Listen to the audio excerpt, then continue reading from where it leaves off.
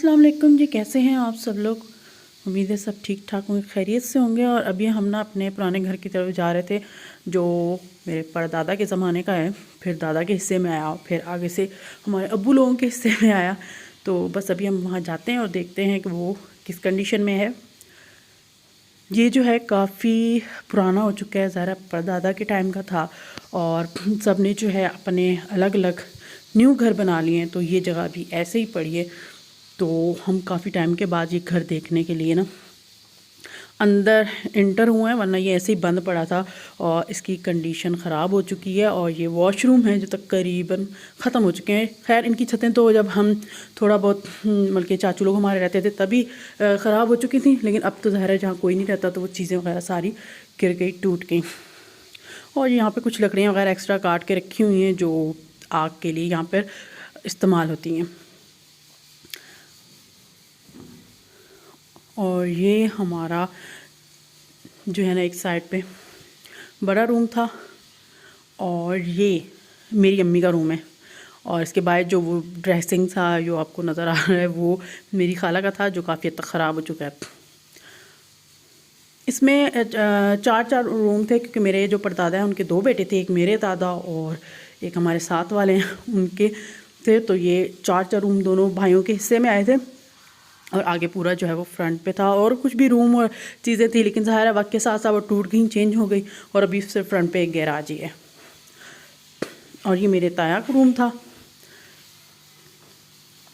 और दूसरी तरफ जो है ना दो रूम थे, जो बाद में हमने गिरा के उनको बना दिया था एक रूम, क्योंकि उस वक्त जो है मेरे एक चाचू जो हैं वहाँ रहते थे।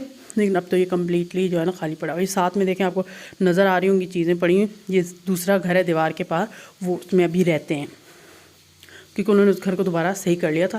लेकिन यहाँ से हम लोग बाहर चले गए थे, घर से नए घर बना लिए हैं, तो इस वजह से यहाँ पर जो है ये ऐसे ही खाली पड़ा है, और जो तकरीबन तकरीबन टूटने वाला है। और अफसोस भी होता है इसकी ये कंडीशन देख के। और इसी घर में जो है मैं पैदा हुई थी, मेरी पैदाइश इसी घर में हुई थी। उसके बाद जब मैं तकरीबन 4-5 साल की थी, तब हम अपने अब्बू के साथ जो है ना कराची शिफ्ट हुए थे, क्योंकि मेरे अब्बू जो है वहाँ जॉब करते थे। तो फिर मेरी सारी क्वालिफ़िकेशन सब कुछ जो है वो वहीं का है, कराची का।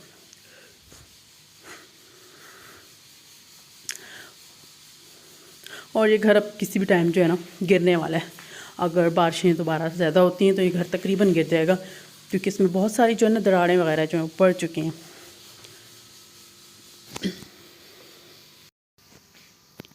यहाँ पर जो ना अंदर से वीडियो बनानी थी, तो मैंने जो कैमरा वो भाई को पकड़ाया था कि तुम जाके बनाओ। और वैसे भी अंदर जो है ना छतें गिरने का डर होता है, तो वो ज़रा आहिस्ता आहिस्ता आराम से जाकर अंदर से देख रहा था कि अंदर के रूम्स की क्या कंडीशन है। लेकिन वो काफ़ी हद तक जो है वो ख़राब हो चुके हैं, टूट चुके हैं। और ये देखिए, ये पूरा आपको छत नज़र आ रहा है ना, ये साथ में दूसरा घर है। पूरा इस तरह से बना हुआ था, बरामदा ये बना हुआ था, और आगे पूरा घर। और इस घर में भी जो है ना हमारी बहुत सी यादें, बचपन जो हमारा यहाँ गुज़रा। जब हम कराची से जब समर वेकेशंस पे हम लोग जब यहाँ आते थे, तो काफ़ी जो है ना अच्छा लगता है।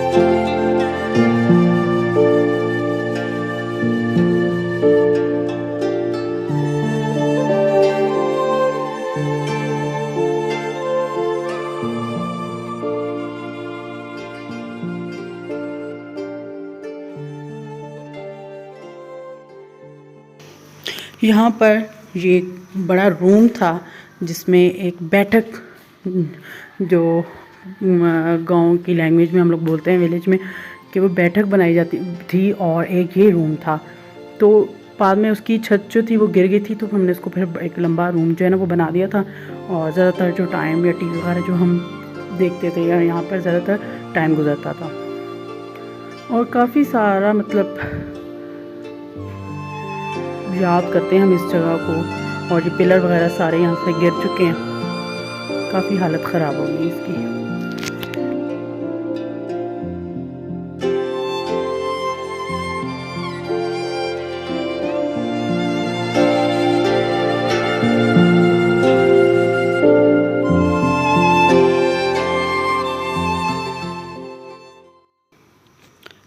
ये वो जगह थी जहाँ से हम लोग ना दोनों घरों से रास्ता निकलते थे। अगर उन्होंने इस साइड से जाना तो यहाँ से चले जाते थे और हम दूसरी साइड पे जाते थे, लेकिन वो दीवार बंद कर दी है। और ये जो है गैराज, जहाँ पर हमारे ट्रैक्टर खड़ा हुआ करते थे।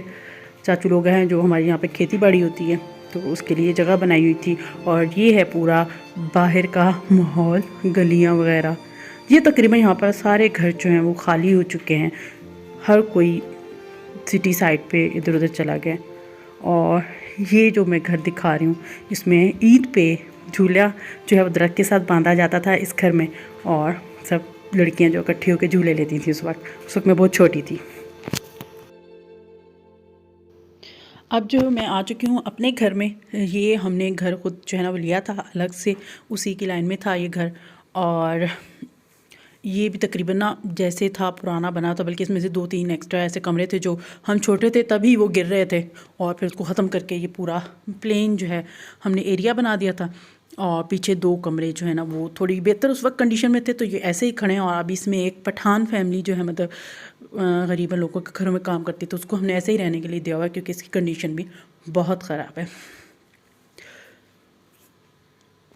ये भी जो है ना बहुत पुराना बना हुआ है, इसको गोदाम के तौर पे भी यूज़ किया गया है, और कभी कभी कोई किसी को रहने के लिए दे दिया जाता है ताकि जगह बिल्कुल वीरान ना पड़ी हो। तो ये उन लोगों ने अपना जो है ना चीज़ें वगैरह रखी हुई हैं और अपना सेटअप करके ना बस वो उसमें गुजारा कर रही हैं। इसकी कंडीशन भी बहुत ख़राब है। पहले हमने सोचा था कि हम इस जगह पे जो है ना अपना घर जो है ना बनाते हैं, लेकिन अभी कुछ फाइनल नहीं है कि क्या करते हैं।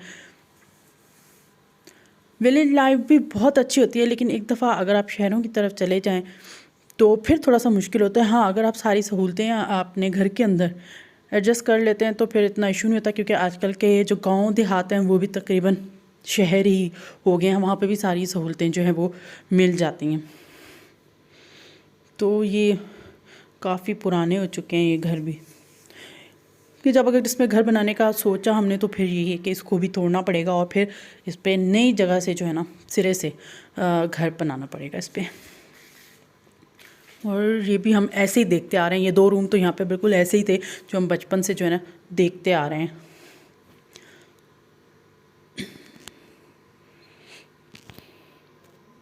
तो बस आज की ना यही छोटी सी वीडियो थी, तो अगर अच्छी लगी हो तो लाइक शेयर और सब्सक्राइब कर दीजिएगा। इसी के साथ जो है मिलते हैं अगली वीडियो में। अल्लाह हाफ़िज़।